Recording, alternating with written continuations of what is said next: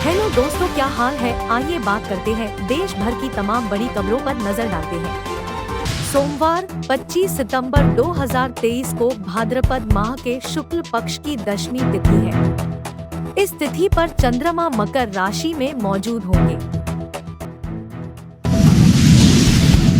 भारत विरोधी खालिस्तानियों को संरक्षण देने के विरोध में कनाडा के प्रधानमंत्री जस्टिन ट्रूडो के खिलाफ दिल्ली के जंतर मंतर पर विरोध प्रदर्शन हुआ। भारत ने तो कनाडा के डिप्लोमेट्स को देश निकाले के आदेश भी दे दिए हैं और अपने नागरिकों के लिए एडवाइजरी आदेश भी पारित कर दिए हैं। अधिकारियों ने कहा कि एलजी ने सड़कों, स्वच्छता, अतिक्रमण और बंद नालियों की खराब स्थिति को उजागर किया और नागरिक एजेंसियों को तुरंत काम शुरू करने का निर्देश दिया। एक अधिकारी ने कहा, काम की दैनिक प्रगति की निगरानी एलजी सचिवालय द्वारा की जाएगी। दिल्ली के कमला नगर में आईफोन को लेकर हाथापाई सामने आई। यहां शुक्रवार को ग्राहक आईफोन 15 की सप्लाई में देरी को लेकर काफी गुस्सा हो गए। शोरूम के कर्मचारियों के साथ कथित तौर पर मारपीट करने आरोप में 2 लोगों को गिरफ्तार किया है। देखें ये वीडियो। महिला पहलवानों के साथ यौन उत्पीड़न मामले में फंसे बीजेपी सांसद बृजभूषण शरण सिंह की मुश्किलें बढ़ सकती हैं। इस मामले में चार्जशीट दायर किए जाने के बाद दिल्ली की कोर्ट में सुनवाई चल रही है। दिल्ली पुलिस ने कोर्ट में बताया कि बृजभूषण ने कई मौकों पर महिला पहलवानों की गरिमा भंग करने की कोशिश की है। नागनागिन ने 3 दिन पहले 2 भाइयों को डस लिया था। दोनों की मौत हो गई थी।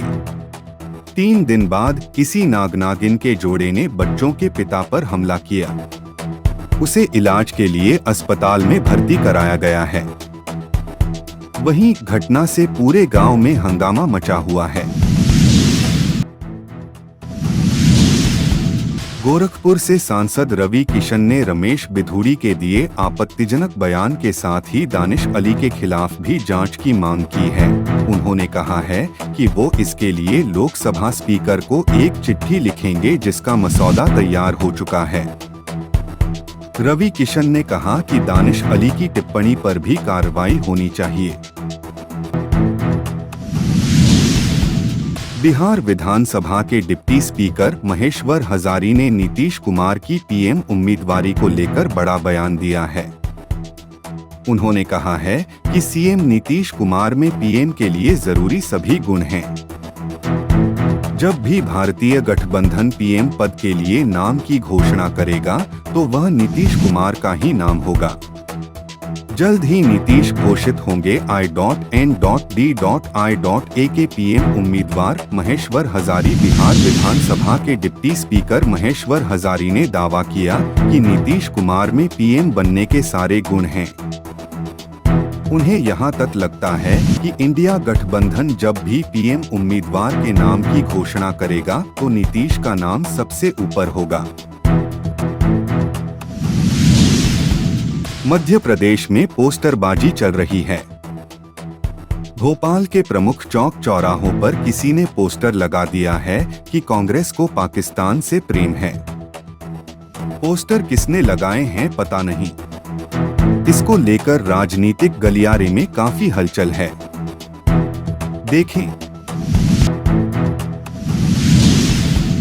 भिंड के फूप थाना क्षेत्र में एक महिला और उसके 2 बच्चों को सांप ने डस लिया। परिवार वाले उन्हें तुरंत झाड़ फूंक करने वाले ओझा के पास लेकर गए। जब वहां उन्हें कोई फायदा नहीं हुआ तो तीनों को अस्पताल ले जाया गया। वहां डॉक्टर ने मां और बेटी को मृत घोषित कर दिया, जबकि बेटे की हालत गंभीर बनी हुई है। प्रधानमंत्री मोदी ने कैसे संबोधित किया? नमस्कार। इस कार्यक्रम में उपस्थित विभिन्न राज्यों के राज्यपाल श्री, अलग अलग राज्यों में मौजूद मुख्यमंत्री साथी, केंद्रीय मंत्रिमंडल के मेरे सदस्य, राज्यों के मंत्री, सांसदगण, विधायकगण, अन्य जनप्रतिनिधि और मेरे परिवारजनों, देश में आधुनिक कनेक्टिविटी के विस्तार का ये अभूतपूर्व अवसर है। इंफ्रास्ट्रक्चर विकास की ये स्पीड और स्केल 140 करोड़ भारतीयों की आकांक्षाओं से बिल्कुल मैच कर रही है और यही तो आज का भारत चाहता है। महिलाओं, प्रोफेशंस, कारोबारियों, नौकरी पेशा से जुड़े लोगों की एस्पिरेशंस हैं। आज एक साथ 9 वंदे भारत ट्रेन की शुरुआत होना भी इसी का उदाहरण है। आज एक साथ राजस्थान, गुजरात, बिहार, झारखंड, पश्चिम बंगाल, ओडिशा, तमिलनाडु, आंध्र प्रदेश, तेलंगाना, कर्नाटका और केरला के लोगों को वंदे भारत एक्सप्रेस की सुविधा मिली है। आज जिन ट्रेनों को शुरू किया गया है वे पहले की तुलना में ज्यादा आधुनिक और आरामदायक हैं। ये वंदे भारत ट्रेनें नए भारत के नए जोश, नए उत्साह और नई उमंग का प्रतीक हैं। मुझे इस बात की भी खुशी है कि वंदे भारत का क्रेज लगातार बढ़ रहा है। इससे अब तक 1 करोड़ 11 लाख से ज्यादा यात्री सफर कर चुके हैं और ये संख्या दिनों दिन बढ़ती जा रही है। आज हम बात करेंगे आजाद भारत से आत्मनिर्भर बनते नए भारत की। धुआं उड़ाती, छुक छुक करती ट्रेनों से लेकर आधुनिक भारत की तेज फर्राटा भरती वंदे भारत एक्सप्रेस तक की। महज 9 से 10 साल पहले तक क्या किसी ने सोचा था कि कभी भारत में वर्ल्ड क्लास स्टेशन होंगे? क्या कभी भारत में भी विदेशों की तरह सपनों की रेल होगी? नहीं ना। लेकिन प्रधानमंत्री नरेंद्र मोदी जी ने यह सपना देखा और बदल डाली भारतीय रेल की तस्वीर और तकदीर। और इसी कड़ी में देश की पहली स्वदेशी सेमी हाई स्पीड ट्रेन की शुरुआत की, वंदे भारत। 15 फरवरी 2019 को देश में पहली वंदे भारत ट्रेन दिल्ली से वाराणसी के बीच चलाई गई और देखते ही देखते देश के हर कोने को वंदे भारत ट्रेनें जोड़ रही हैं। वंदे भारत एक्सप्रेस इंडिया की फर्स्ट, ऑलवेज फर्स्ट की भावना समृद्ध करती है। मुझे खुशी है कि वंदे भारत ट्रेन आज विकास, आधुनिकता, स्थिरता और आत्मनिर्भरता का पर्याय बन चुकी है। आज की वंदे भारत की यात्रा कल हमें विकसित भारत की यात्रा की ओर ले जाएगी। आज वंदे भारत ट्रेन विश्व में आत्मनिर्भर भारत की पहचान है और आज एक साथ 9 वंदे भारत एक्सप्रेस ट्रेनों के शुभारंभ का ऐतिहासिक अवसर आया है। ये वंदे भारत ट्रेनें अमृतकाल में नए भारत के नए जोश, नए उत्साह और नई उमंग की प्रतीक हैं। ये 9 ट्रेनें उदयपुर से जयपुर, तिरुनेलवेली से चेन्नई, हैदराबाद से बेंगलुरु, विजयवाड़ा से चेन्नई, पटना से हावड़ा, कासरगोड से तिरुवनंतपुरम, राउरकेला से पुरी, रांची से हावड़ा और जामनगर से अहमदाबाद के बीच संचालित होंगी। इन 9 वंदे भारत ट्रेनों में पहले की तुलना में अधिक आरामदायक सीटें, बेहतर एस्थेटिक्स, बेहतर लाइटिंग, सीट के नीचे चार्जिंग पॉइंट का बेहतर प्लेसमेंट, साथ ही कई अन्य सुविधाओं को भी अपग्रेड किया गया है।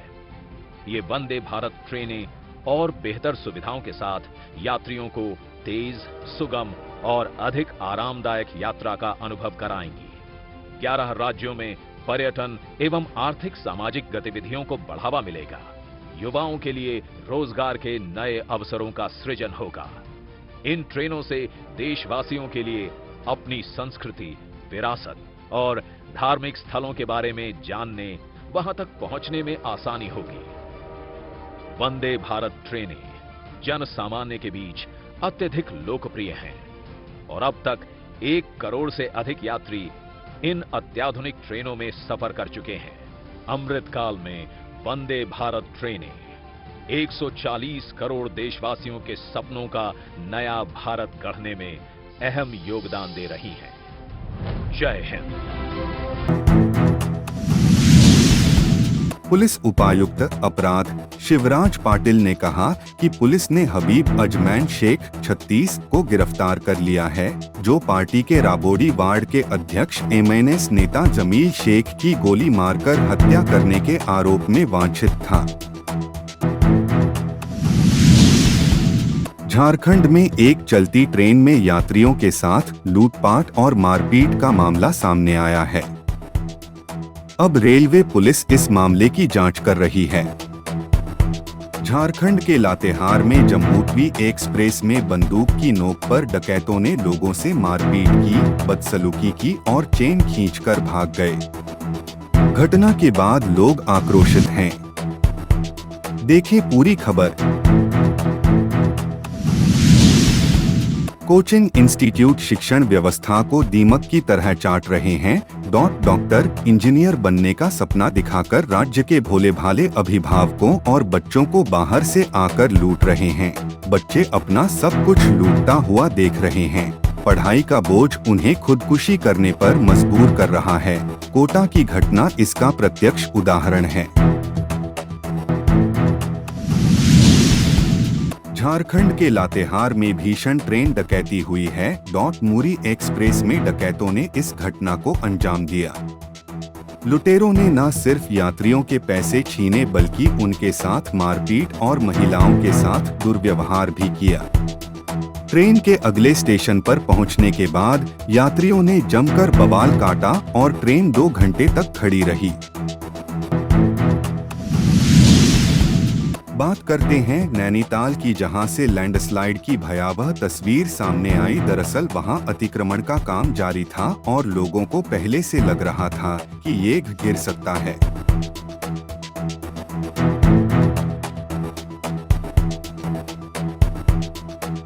इससे डर लग रहा था, मैं इसी को कह रहा था। नहीं, इससे डर लग रहा था मुझे। इससे डर लग रहा था। आगे गुजरात के सुरेंद्रनगर जिले में बड़ा हादसा हो गया है। राष्ट्रीय राजमार्ग को चूड़ा से जोड़ने वाला पुल ढह गया है। ट्रक सहित कई वाहन नदी में जा गिरे। 10 लोग भी डूब गए थे, जिनमें से 6 को बचा लिया गया है। रेस्क्यू ऑपरेशन जारी है। मिसिंग लोगों की सर्चिंग की जा रही है। सड़क पर फैले डायमंड को लूटने के लिए दुकानदार और आम जनता काम धंधा छोड़ हीरों को बीनने में लग गई। बहुत छोटे साइज के इन डायमंड को बीनने के लिए बच्चों से लेकर बड़े सभी लग गए। कई लोगों ने इसका वीडियो बनाया और सोशल मीडिया पर वायरल कर दिया। सुरक्षा बलों ने रविवार को जम्मू कश्मीर के कुलगाम जिले में 2 आतंकी मॉड्यूल का भंडाफोड़ किया और 5 हाइब्रिड आतंकवादियों को गिरफ्तार किया। फिलहाल कैमूर पुलिस स्टेशन में एक एफआईआर दर्ज की गई है और मामले की जांच चल रही है।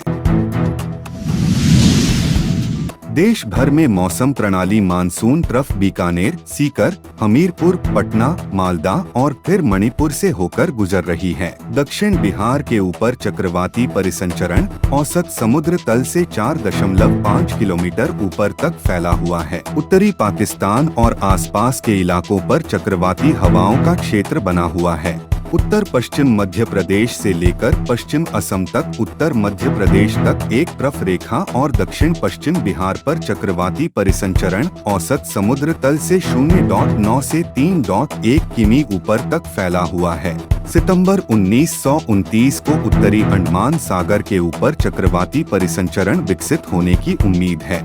इसके प्रभाव से बाद के 24 घंटों के दौरान उत्तरी अंडमान सागर और इससे सटे पूर्वी मध्य बंगाल की खाड़ी के ऊपर एक कम दबाव का क्षेत्र बनने की संभावना है।